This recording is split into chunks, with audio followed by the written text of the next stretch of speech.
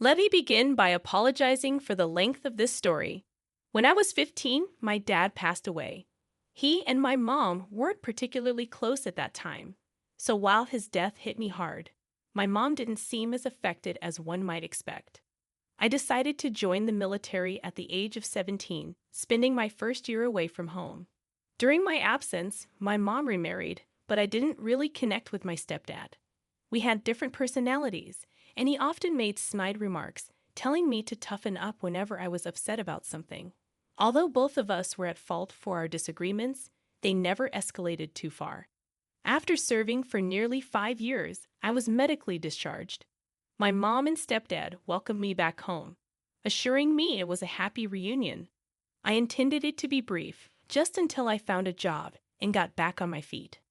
I even offered to pay rent, but they declined.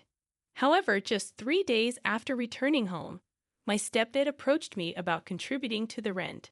I was puzzled, but since it was his house, we agreed on an arrangement.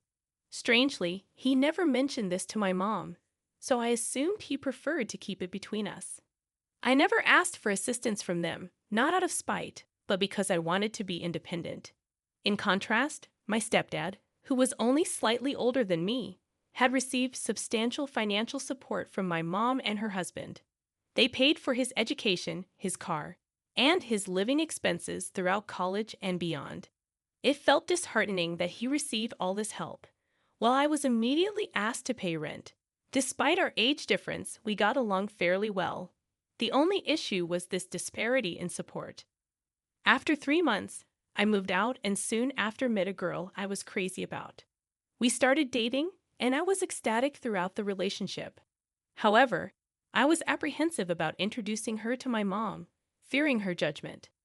Surprisingly, my worries were unfounded. My mom and my girlfriend got along remarkably well. My girlfriend didn't have much of a family, and my mom and stepdad became like family to her. They bonded so well that they would hang out together, sometimes just the two of them. I was thrilled to see this connection, and my stepdad even liked her, which brought us closer together, a bond I hadn't known I wanted until then. My stepdad had overcome significant challenges in his life. His father had abandoned their family, and he managed to put himself through school, securing a high-paying job on his own. I admired his self-reliance immensely. After a year of dating, I knew I wanted to marry this girl. When I shared my feelings with my mom and stepdad, they seemed genuinely happy. She had already become an integral part of our family, practically one of us.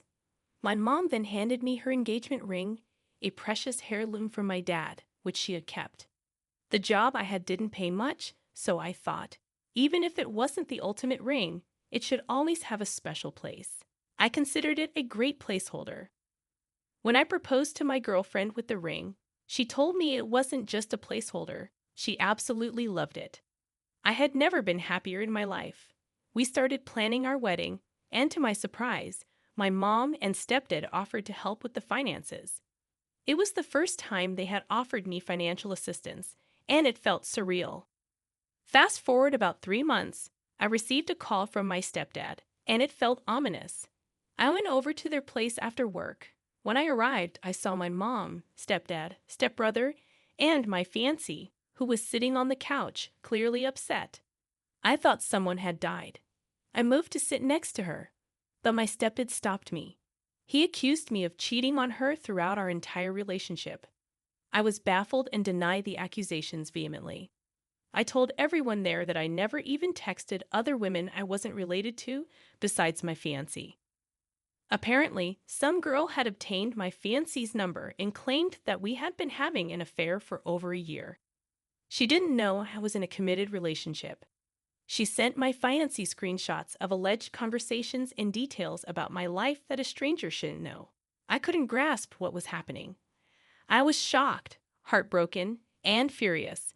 My fiancé looked at my phone, confirming I had never sent those messages.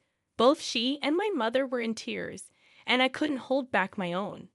My stepdad hurled every insult he could think of at me and forcibly escorted me out of the house. He warned that if he ever saw me on his property again, he'd involve the police. In the following weeks, I tried desperately to contact them, sending calls, texts, voicemails, and messages on every available app. But there was no response. After a month of silence, my stepdad called, instructing me to stop trying to reach my fiancé. He made it clear that I was no longer welcome in their home or around their family. I attempted to call my mother during that time, but she didn't answer either. All I received was a text expressing her sadness and disappointment. My mom didn't have much family, so they usually spent holidays with my stepdad's relatives. They all ostracized me, sharing Christmas photos on Facebook where my ex-fiancé appeared happy and content, which devastated me. The only family member who stood by me was my dad's brother and his family. Even they seemed hesitant around me. The only person who truly believed my innocence was my uncle. I genuinely believe I wouldn't have made it without him. He showed me the kind of fatherly love I had been missing, and I can't express how grateful I am for him. About 6 months after the incident, I decided to move away from the East Coast and settle down in California, needing a fresh start. Less than a year after my move, I received a call from a familiar area code back home, which was rare. I hesitantly answered, and it was my stepbrother on the line. I promptly hung up, feeling a mix of emotions. He called back, and after much internal debate, I answered that night. The conversation was awkward at best. He told me my ex-fiancée had been devastated for a long time. It took her nearly a year to even consider dating again. Meanwhile, I hadn't moved on at all. A few months into her dating attempts, my stepdad encouraged my stepbrother to ask her out. Things seemed all right in the beginning, but they never really clicked. Apparently, my stepbrother confided in my stepdad about this, who, in a fit of misguided advice, told him, "I didn't get rid of my name for nothing. She's a great girl. You need to figure it out with her." I was dumbfounded, quickly replaced by anger. It turned out my stepdad had orchestrated a scheme. He got a girl I didn't know to pose as someone I had an affair with, forging message screenshots and sending them to my ex-fiancée. My stepbrother had been burdened by this information for about a month before he finally revealed the truth to me. He was planning to tell my mom and ex-fiancée the next day. I asked him to hold off on contacting me, giving me time to process everything. That was last Tuesday. I reached out to him recently, telling him I was ready to talk to them, and they could call me tomorrow. I don't know what to say, and I'm uncertain about forgiveness. So far, the only person I've confided in is my uncle, who I asked to keep this to himself. I apologize again for the length of this. My therapist happened to be on vacation, and I needed an outlet. As for the top advice before reading the updates, you're right. My stepfather is toxic, insecure, and narrow-minded. I genuinely appreciate your perspective. I've come to realize that staying no contact with them is the best decision for my well-being. While I might understand why my ex-fiancée believed the false accusations, it doesn't mean I should rebuild any kind of relationship with her. She didn't trust me or give me a chance to prove my innocence. There are plenty of other women out there who won't be easily manipulated or carry the baggage of mistrust. I'm deeply sorry for all the pain this situation has caused, but I acknowledge that my life will be happier without any of them in it. I can see that this is a lot for you to digest, and I'm relieved that the truth has finally come to light. You have every right to take your time in deciding whether you want to rebuild the relationships that were damaged. It's important to remember that you have the option to do what's best for you. I strongly recommend starting therapy as well, as it can be a valuable resource for processing everything you've been through. We would love to hear from you again and support you as you navigate this challenging situation. As for the first update, I apologize for the delay. It's completely understandable given the circumstances. Your stepbrother reached out to you this morning and provided more details about what happened. Apparently, what your stepfather had initially told you wasn't the whole truth.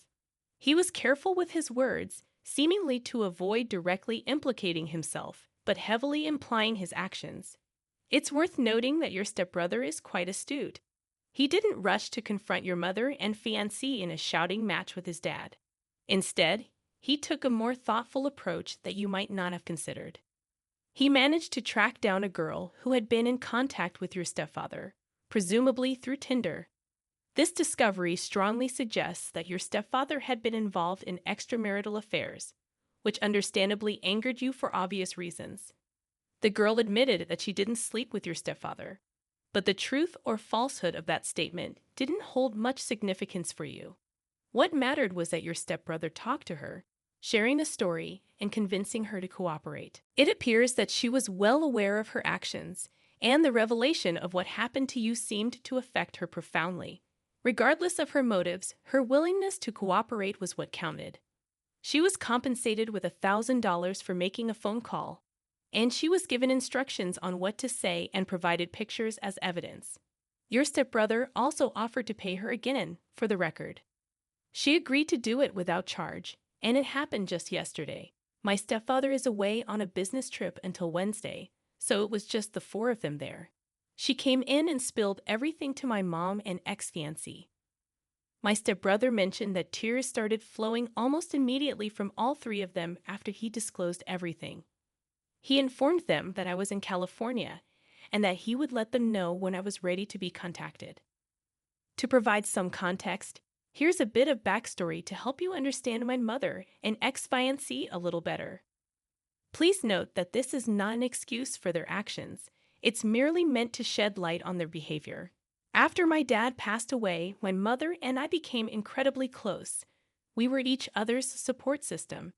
However, when I turned 16, I started drinking to cope with my emotions. One New Year's Eve, I ended up out with my friends, leaving my mom alone at home. She texted me, expressing her sadness about being by herself. And from that moment, things were never quite the same between us. My mother has always been the type of person who needs someone around. She struggles to handle being alone. When her love for my dad started to fade, I felt the void. Later, when I grew up and moved out, my stepfather filled that void. As for my ex-fiancée, she never had much of a family and had serious trust issues due to her past relationships. Despite her difficult past, she never spoke ill of her ex-boyfriends, except for one who was physically abusive, a clear exception. Despite my own shyness, I've been told I'm cute, particularly by younger girls, although I never liked that label as it didn't feel very masculine. Eventually, I learned to appreciate my features and how easily I blushed. My fiancé, who is nearly 3 years older than me, preferred older girls. I never paid much attention to younger girls who showed interest in me, yet they continued to approach me. This attention bothered my fiancée. She would often question why I wasn't interested in these younger girls or why I didn't leave her for someone younger and more attractive. I'd always found her incredibly attractive, much more so than I ever saw myself, and I constantly reassured her of that. I made it clear that no other girl held any appeal for me. I hope this insight provides some context for why I think they did what they did and believed what they believed. However, this is not an excuse for their actions, and personally, I am not that understanding. At the end of the call with my brother, he mentioned that both my mom and my ex-fiancée wanted to call me today. I agreed, so I waited patiently. Around 3 p.m., I started to feel a bit puzzled. I began to wonder if my brother had made everything up just to mess with me. This thought genuinely worried me. Then, I received a text from him, asking if I was all right. I replied yes and inquired if they were actually planning on calling. He informed me they had been trying for the past few hours. I had blocked both of them when I moved out west, but somehow, I had forgotten to block him. I felt grateful that I hadn't, though. I blocked their calls, and about 10 minutes later, I received a call from my mom. The first thing she said was that I sounded different. I almost hung up right then. It took all I had to just respond with a quiet yeah. She immediately broke down, and I thought I'd feel something more, but the pain of it all just overwhelmed me. She asked if I had received her texts, and I said no. I guess she had been trying to text me over the last year, but I had her number blocked. If she truly wanted to reach me, she could have found a way. It might sound harsh, but I know it's true. I told her I would be willing to rebuild some semblance of a relationship with time, and she seemed content with that. She also informed me that she was removing all her belongings from the house before my stepfather returned and that she would be filing for divorce immediately. I believed her. She might be a poor excuse for a mother in my eyes, but she's never been someone to take half measures. I really wish I could be there to witness that man's face when he comes back to an empty home. Next, my ex-fiancée got on the phone and offered tearful apologies, much like my mom did. I felt something more talking to her. I tried to get her to remember how many times I assured her I would never betray her and how much I loved her. She was beside herself, and honestly, I'm glad we talked. We had about half an hour of conversation, and I even allowed myself to entertain the thought, despite telling myself for over a year that it would never happen, that there could still be something between us. She mentioned she still had the engagement ring, which upset me deeply. I told her to give it to my mom because it no longer belonged to either of us. I could tell this crushed her, and I'll admit, selfishly, I wanted it to. She asked if she could call or text me. I said it's fine, but not to expect a prompt response either way. I essentially gave her the same ultimatum as my mom. I told her that the chances of us having a future relationship were very slim, which was saddening. She understood this as well. I spoke to my brother last, expressing my gratitude for everything he had done. He was helping my mom retrieve her belongings from my stepfather's house, and he apologized for all that had transpired. He informed me that he was going to disclose the entire situation to the rest of the family, with whom I have no connection and don't anticipate communicating with, except for my stepdad's mother, who happens to be the oldest person in either of our families. She had wished me a happy birthday and Merry Christmas over the last year. Perhaps she doesn't care due to her age, or maybe she felt remorse, but I intend to speak with her. I apologize for all the rambling. I'll be flying home for my uncle's 60th birthday in the first week of March. It will be my first time back since I moved out here, and I definitely plan on seeing my brother. While I'm not opposed to seeing my mom and ex-fiancée, I've made it clear to them that I have a lot of healing to do, as do they. If anything further develops, I will provide another update, perhaps after my trip home. For now, this is the last of what I have to share. I haven't been active on social media much in the last year for obvious reasons, and I haven't come across any similar stories to mine that have been referenced in the comments, but I'd appreciate any if you can find them. Thank you to everyone. In the second update, I received a call from a number back home. I had deleted most of my numbers a while ago from anyone I wasn't in touch with. I answered the call, and it was my stepfather. I immediately hung up and blocked the number. After that, I called my mom, fiancé, and brother to make sure they were safe. My mom is staying at a hotel that he doesn't know about, while my fiancé and brother are at their own residences and feel adequately protected. My stepfather has not shown any indications of being a violent man, but it's better to be safe than sorry. My brother told me that he had received a call from him this morning, but he refused to answer. He just informed him about the situation and told him not to contact any of them. I'm not sure how long my stepfather sat there, but he called me around 3 p.m. Pacific time. About an hour ago, I received a message from a different number saying, "We need to talk." I assume it's him, and I haven't responded. That's the latest. In the third update, my stepdad's mother called me. I had her number saved due to the reasons I mentioned earlier. I was a bit concerned that it might have been him trying to gather information, but it wasn't. She's a very kind lady who didn't have to be nice to me in any way, but she showed me compassion. She was very pleasant and wished me well, while also apologizing on behalf of the family. I thanked her and wished her the best as well. It was surprising that